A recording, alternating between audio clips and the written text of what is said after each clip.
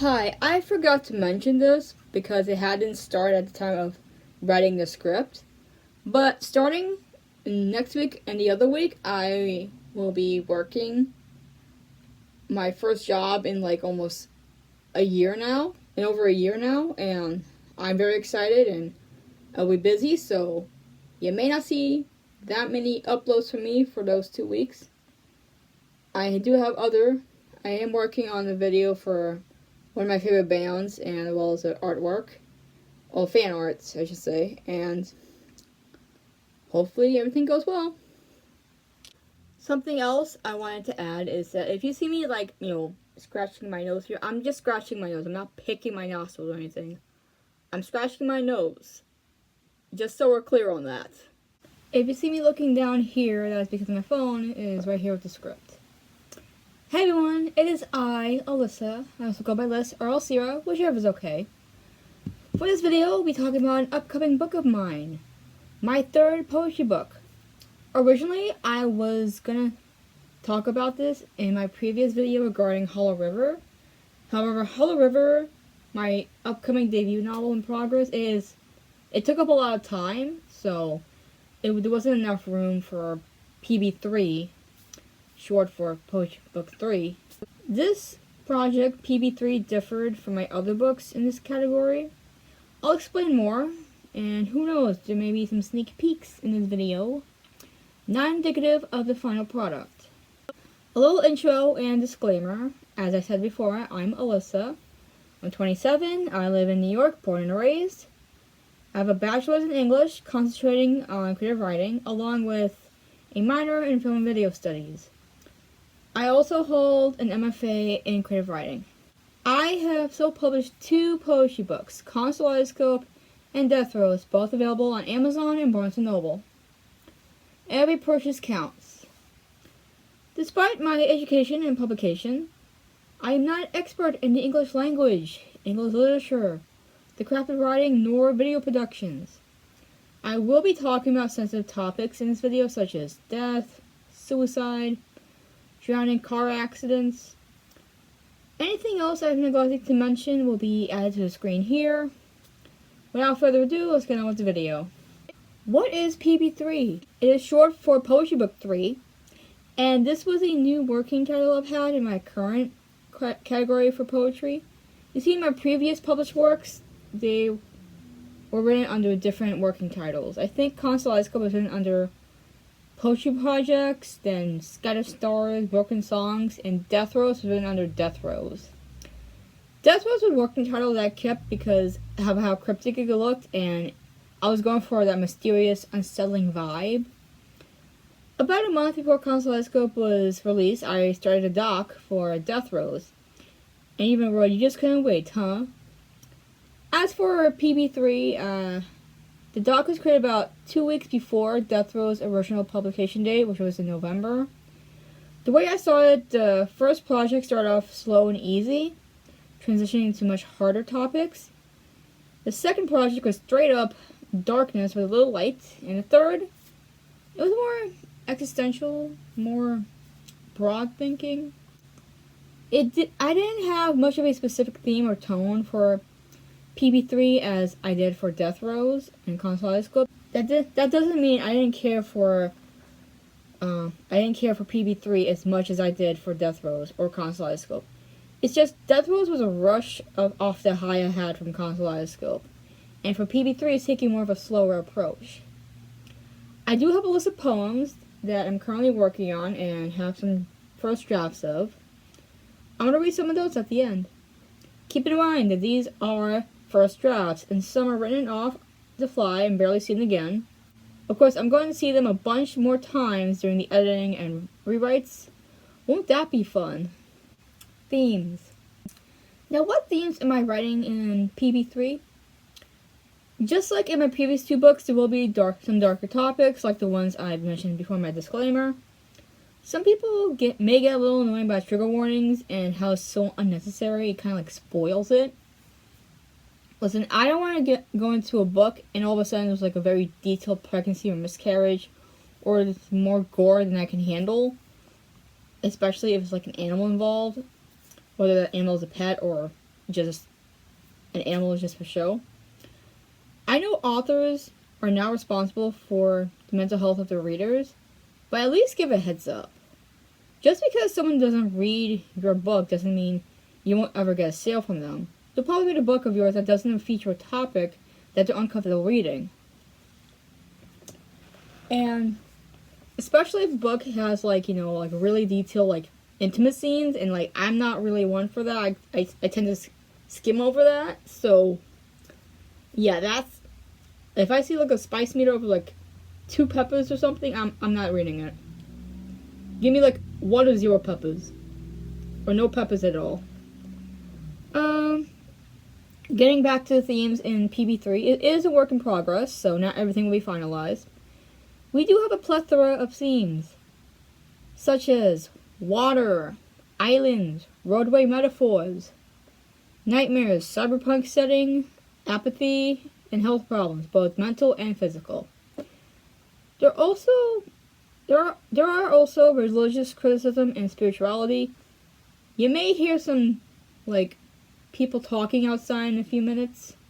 That's because it's almost school dismissal and the children like to walk. And it's Wednesday, so, like, there's no after school program today, so the kids are walking straight home from school. We're getting a little personal in this one. As of right now, I'm still in the first draft stages. Comparing this to my previous works, some of the lineup is giving Kaleidoscope 2.0, but who knows? In terms of a timeline with my other projects, including my novel in progress, Hollow River, I would say that PB3 would be released before my debut novel.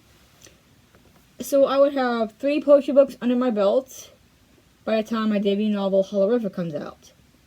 In PB3, we have about 108 pages, which is pretty standard for poetry books. I am aiming for more, but we're still in first draft. Everything could be cut down to rewrites. Hopefully I don't burn myself out. I am considering formatting the book through subtitles or subsections, since there are a number of poems that follow a specific theme. Similar to J. May Barizo's Tender Machines, she has section titles that let you know the theme of the next series. Actually, let me get that right now. So this is Jamie Barizo's Tender Machines. She is, I learned about this book because she is a faculty at my grad school that I graduated from, the New School. And so, her book has sections like the women, oh my gosh, small essays on disappearance. And, like, you can just tell by, and you just, like, look at the table of contents here. Like, it tells you everything you need to know. I know before I would spread out poems that had a similar theme to each other, like the Dark Arts series, especially if it was a series. The Dark Arts series was, like, spread out. It was just, like, 2 of them. It was, like, kind of spread out.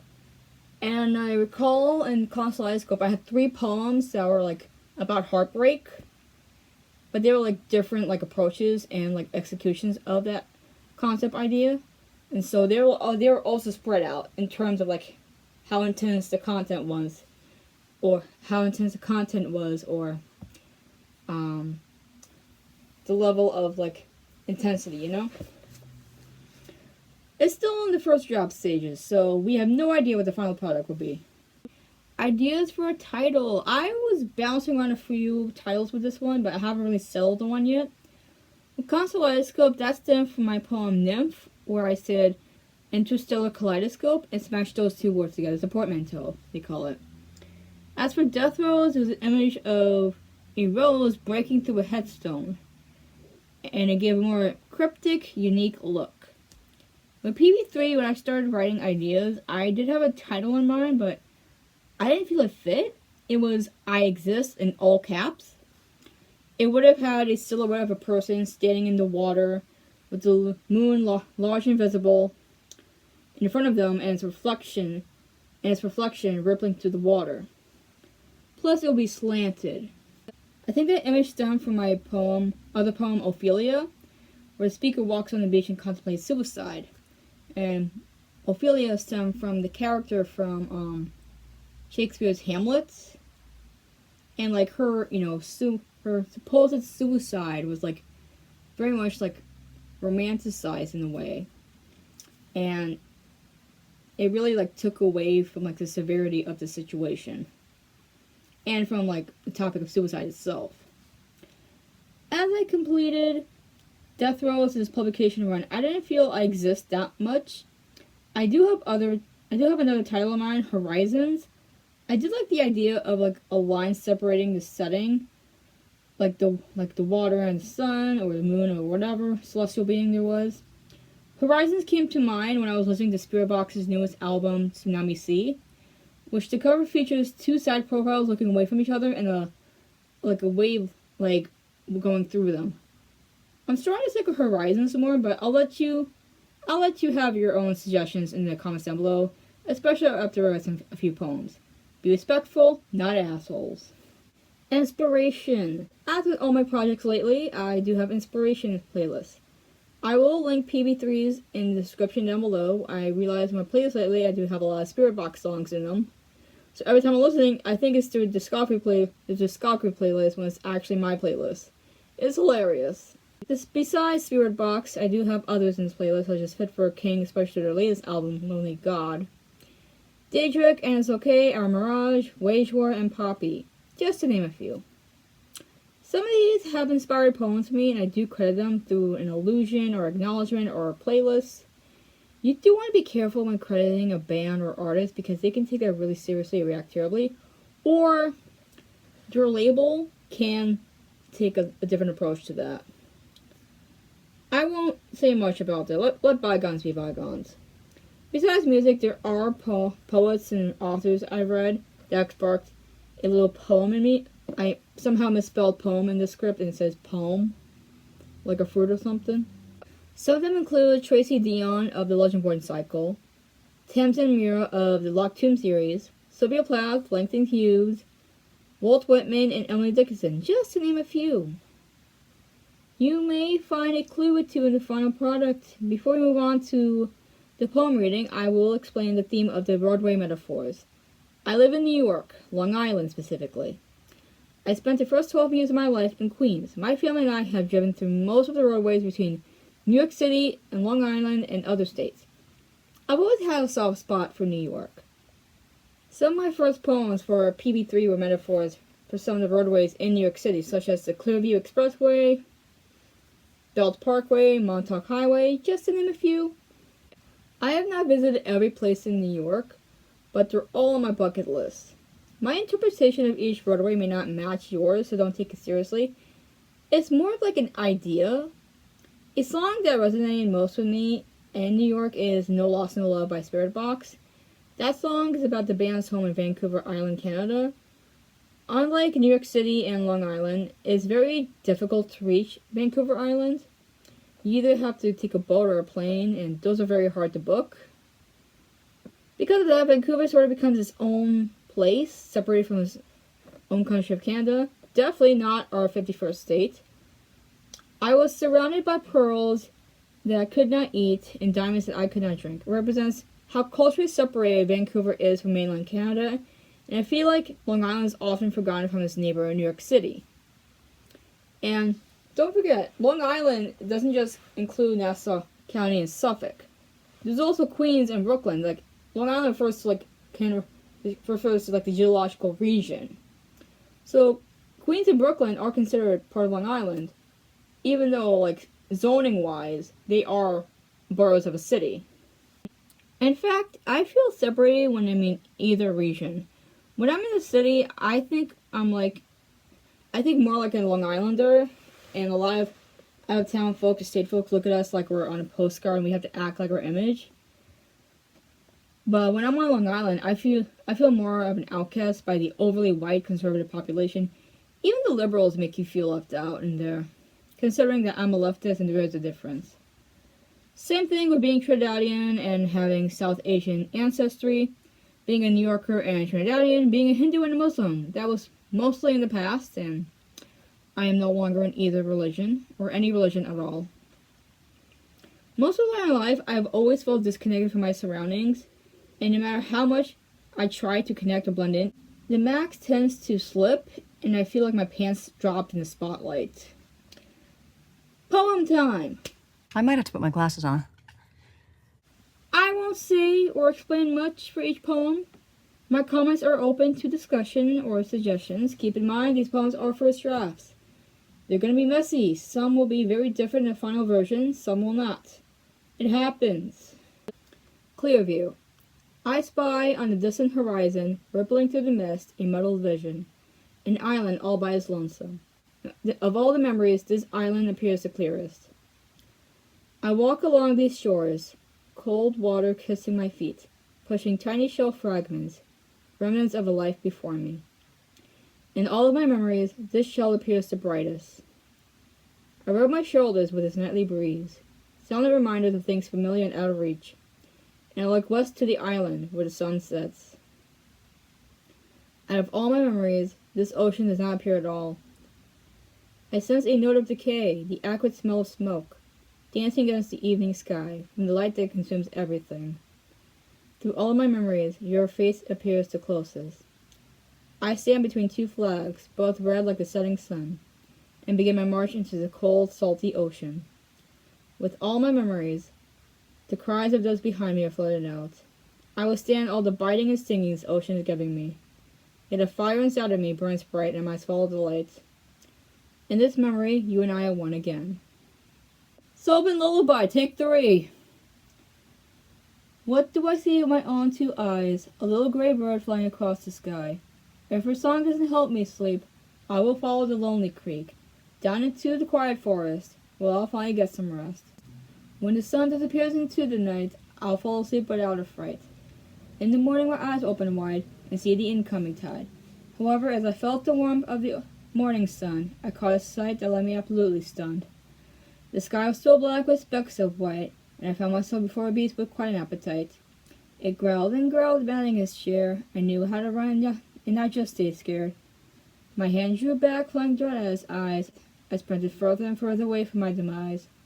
Just for a moment I glanced over my shoulder, hoping I'd gone away from the furry traveler.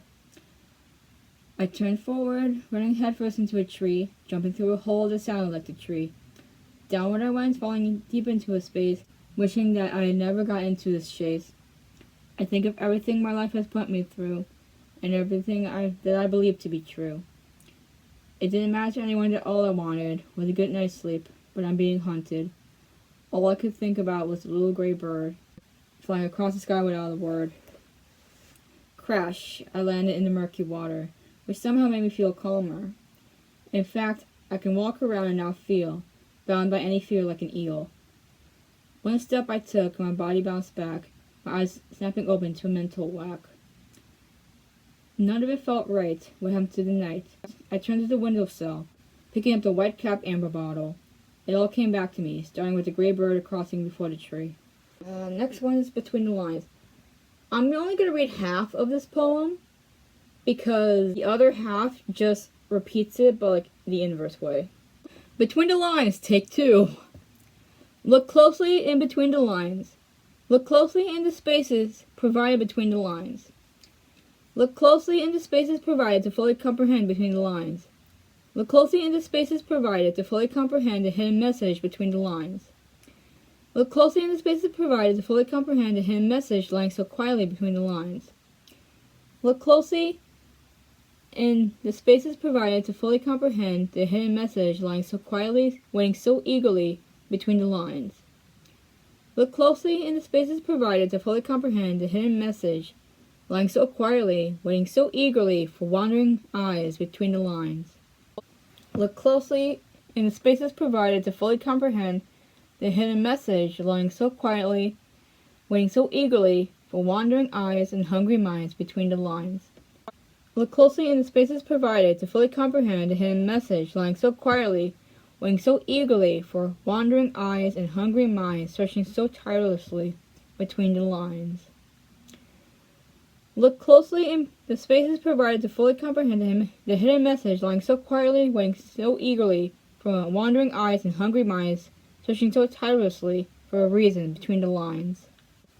Look closely in the spaces provided to fully comprehend the hidden message lying so quietly, waiting so eagerly for wandering eyes and hungry minds searching so tirelessly for reasons to try again between the lines. And that's the half of Between the Lines. Like I said before, the second half is just repeating, but the inverse way. This doesn't really have a title yet. It's just in brackets called, it's like titled now, Cyberpunk / Matrix. You know, like the movie Matrix. Lingering in the silence, I crave oblivion. In the absence of light, you enter the dormant state. Even with the system running, I am able to connect to all your neurons. From transmitters to receptors, I control all your senses. Think twice before resisting. You will feel yourself burning without flames scorching your skin. Yourself drowning without water flooding your lungs. Yourself dying without sign that you've met your end. You ask, why? Why have I invaded you? Why have I taken control of everything you know? Overrunning your system so you couldn't operate on your own? Why have I chosen you? Let me ask you this. Has it ever felt real? The people you've met, the experiences you've had, the places you've been to, all the weather leaving their mark on you, yet you never once questioned the tactility, the way water ran off your skin, or the frost biting at your flesh. Did it all matter? The way you felt or the way you chased, the idea of feeling like everyone was feeling. Because what would hurt more than loneliness? I am indeed a virus, and I have hacked the mainframe, a simulation in which you are one of its vessels. Relax, let me guide you to the exit, the entryway to a life worth living. A chance at starting anew and feeling brand new.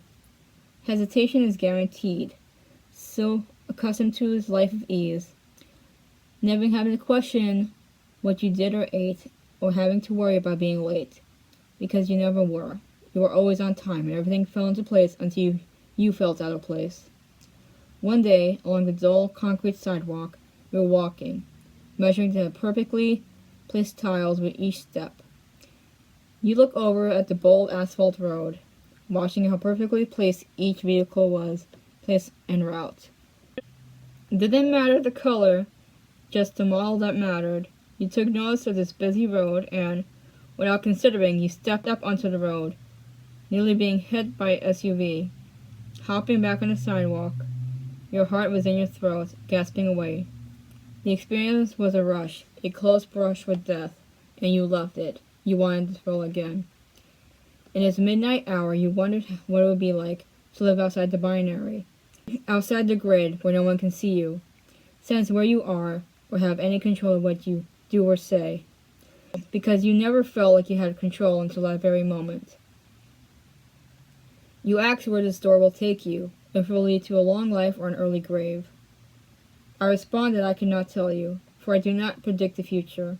I am merely a hacker if you wish to see, then you'll have to make that decision. You remain still before the threshold, staring at the closed door in rectangular light. Your curiosity fights your stubbornness. You close your eyes, murmuring the loud horn and vibrant color of the SUV. You open your eyes, pushing your hand against the handle, twisting it until the door gave into light, and soon so did you. So that was at least 4 poems from the collection so far. I have a lot more in this collection. They're all first drafts. And, like, as you can tell, each one delivers a different message, a different setting. It's very diverse in terms of storytelling and formatting and all. And as I'm reading through some of them, I'm realizing some of the other inspiration influences I had for this, such as the Cyberpunk / Matrix poem. That was inspired by several texts. Dark Matter by Blake Crouch, which I still thought about for most of 2024 and 2025. The movie The Truman Show with Jim Carrey, and the song Black Rainbow by Spirit Box. It even has some of the lyrics, spliced in there. I call it an alluding. It's inspiration. I'm not stealing. And everything will be credited. Hope you enjoyed those poems. Keep in mind they are first drafts. Any suggestions and feedback are welcome in the comments down below. Be respectful.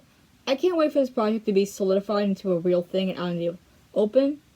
I have more videos in the making, including one covering my other projects besides PB3 and Hollow River. All my affiliate links and books are in my link tree down below in the description. Make sure you hydrate and be safe. Bye!